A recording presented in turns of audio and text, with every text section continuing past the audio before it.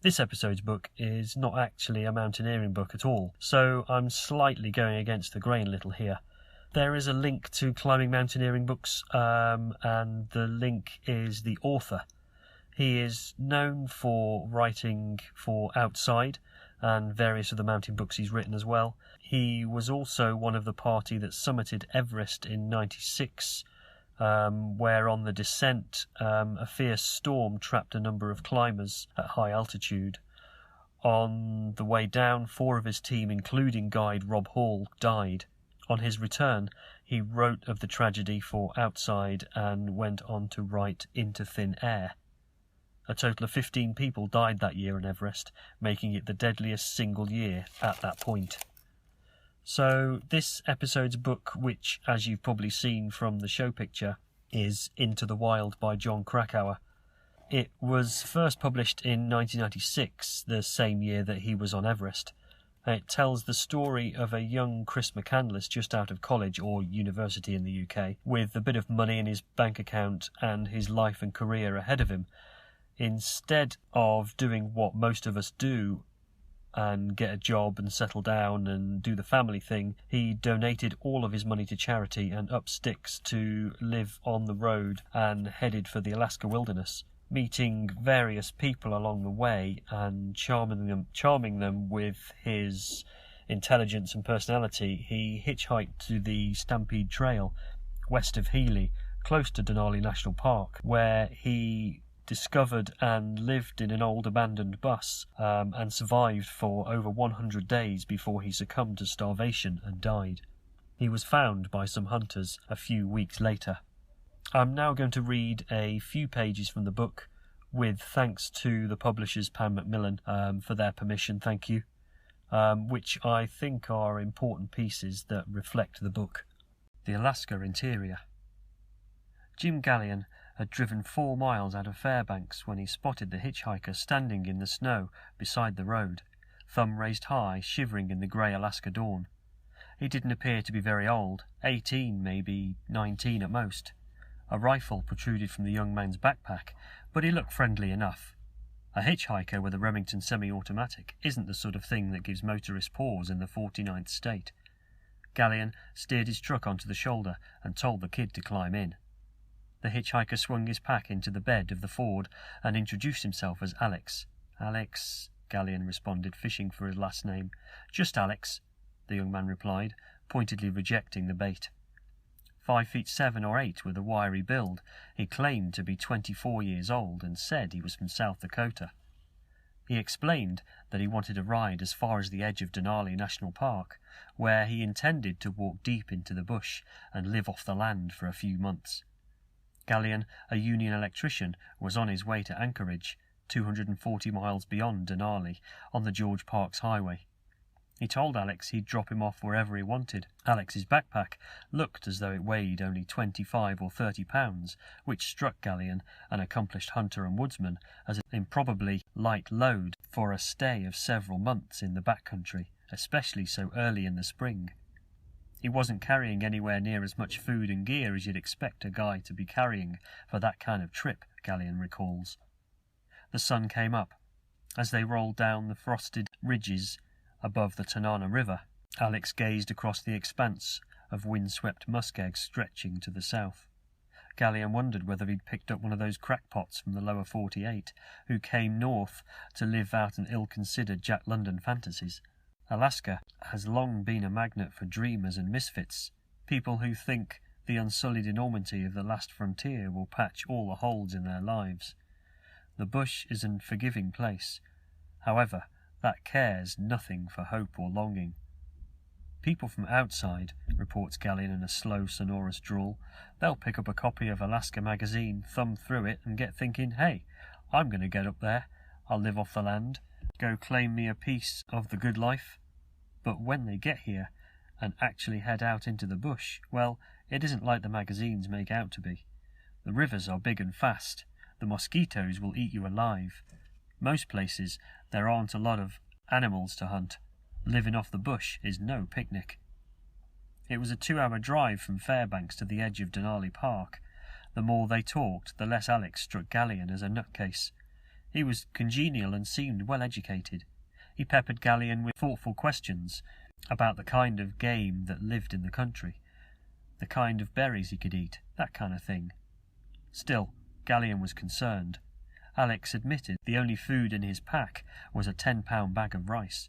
His gear seemed exceedingly minimal for the harsh conditions of the interior, which in April still lay buried under a winter snowpack. Alex's cheap leather hiking boots were neither waterproof nor well insulated.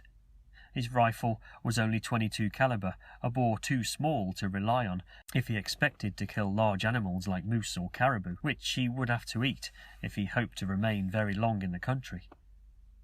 He had no axe, no bug dope, no snowshoes, no compass. The only navigational aid in his possession was a tattered state road map he'd scrounged at a gas station.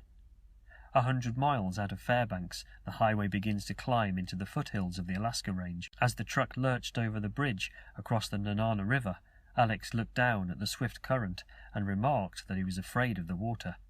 "A year ago down in Mexico," he told Gallian, "I was out in the ocean in a canoe, and I almost drowned when the storm came up." A little later, Alex pulled out his crude map and pointed to a dashed red line that intersected the road near the coal-mining town of Healy. It represented a route called the Stampede Trail. Seldom travelled, it isn't marked on most road maps of Alaska.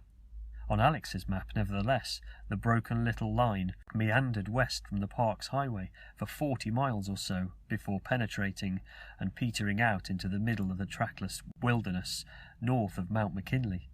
This, Alex announced to Gallian, was where he intended to go.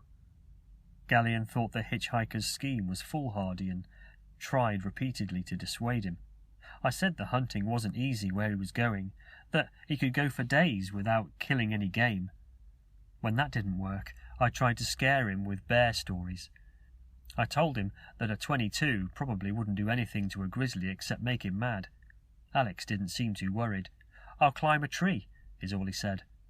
So I explained that trees don't grow real big in that part of the state, that a bear could knock down one of them skinny little black spruce without even trying.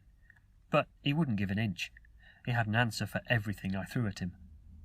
Gallian offered to drive Alex all the way to Anchorage, buy some decent gear, and then drive him back to wherever he wanted to go. "No, thanks anyway," Alex replied. "I'll be fine with what I've got." Gallian asked whether he had a hunting license. "Hell no," Alex scoffed. "How I feed myself is none of the government's business."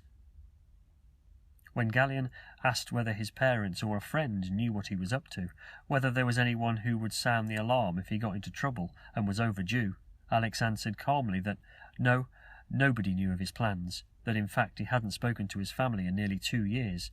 "I'm absolutely positive," he assured Gallian, "I won't run into anything I can't deal with on my own."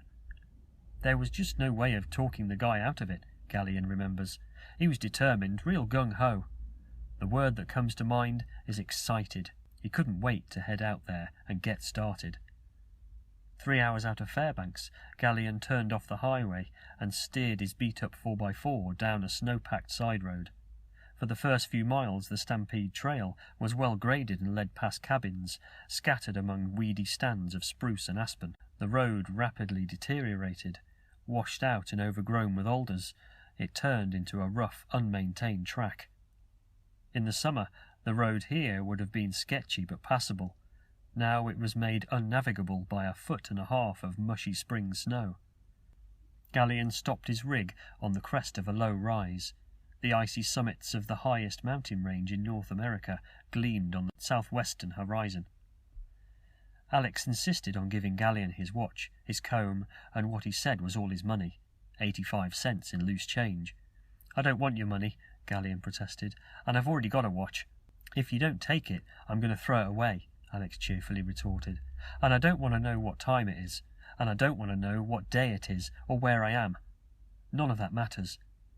Before Alex left the pickup, Gallian reached behind the seat, pulled out an old pair of rubber work boots, and persuaded the boy to take them.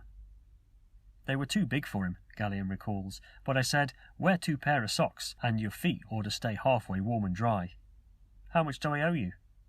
"Don't worry about it," Gallian answered. Then he gave the kid a slip of paper with his phone number on it, which Alex carefully tucked into a nylon wallet. If you make it out alive, give me a call, and I'll tell you how to get the boots back to me." Galleon's wife had packed him 2 grilled cheese and tuna sandwiches and a bag of corn chips for lunch. He persuaded the young hitchhiker to accept the food as well. Alex pulled a camera from his backpack and asked Galleon to snap a picture of him shouldering his rifle at the trailhead. Then, smiling broadly, he disappeared down the snow-covered track. The date was Tuesday, April the 28th, 1992. Galleon turned the truck around, made his way back to the Parks Highway, and continued toward Anchorage. A few miles down the road, he came to a small community of Healy, where the Alaska State Troopers maintain a post. Galleon briefly considered stopping and telling the authorities about Alex, then thought better of it. "I figured he'd be okay," he explains. "I thought he'd probably get hungry pretty quick and just walk out to the highway. That's what any normal person would do." Since the book was written and it's become a worldwide hit, a lot of people have made a pilgrimage and retraced Chris McCandless's steps to Bus 142 on the Stampede Trail, and a few people have even lost their lives getting there. So it was decided, I think after a lot of help from his sister, Carine McCandless, that the bus was to be removed from the site as it was considered to be a danger to tourists. I think she wanted to get his story out there after the book was put out and his story was told. I think it was airlifted to another place to be decided about where it was going to go. Then in September it was moved again to the University of Alaska Museum of the North in Fairbanks and given a permanent display where it still is to this day. His story was originally an article in Outside, and then it was expanded into a book. It was also in 2008 made into a film directed by Sean Penn and starring Emil Hirsch. I've only actually recently seen the film, and I think at the moment it's on Amazon Prime, so I saw that and thought I have to see it. I thought it was a great film. It really played into the book really well. The cinematography was lovely. It kind of looked like I thought the book would, if that makes sense. And a few times I welled up thinking about the book and his life, and because I've looked into so many things to do with his life and the history of him and his story, just because I've read the book, I thought if it's a true story, there's bound to be more info out there, and there actually is. So all you have to do is just search for it and it will come up. It's really nice to see things portrayed in the film and not in my imagination. It's nice to see it's what I actually thought the film would look like, and it was right. So they've done a really good job with the film. But maybe if you want to watch the film, maybe read the book first and do a bit of your own little research, and maybe you'll have the same kind of feelings when you watch the film. I know there's a Twitter account out there at Friends of Bus 142, and have a look at how the display at the museum is working out. Finally, I'm going to read a short section of the book to finish off with. At the beginning of the book, there is an author's note from John Krakauer, just explaining and giving a little bit of insight into why he wrote Into the Wild. In April 1992, a young man from a well-to-do East Coast family hitchhiked to Alaska and walked alone in the wilderness north of Mount McKinley. 4 months later, his decomposed body was found by a party of moose hunters. Shortly after the discovery of the corpse, I was asked by the editor of IPSAD magazine to report on the puzzling circumstances of the boy's death. His name turned out to be Christopher Johnson McCandless. He'd grown up, I learned, in an affluent suburb of Washington, D.C., where he excelled academically and had been an elite athlete. Immediately after graduating with honours from Emory University in the summer of 1990, McCandless dropped out of sight. He changed his name, gave the entire balance of a $24,000 savings account to charity, abandoned his car and most of his possessions, burned all the cash in his wallet, and then he invented a new life for himself, taking up residence as a ragged margin of our society, wandering across North America in search of raw, transcendent experience. His family had no idea where he was until his remains turned up in Alaska. Working on a tight deadline, I wrote a 9,000-word article which ran in the January 1993 issue of the magazine.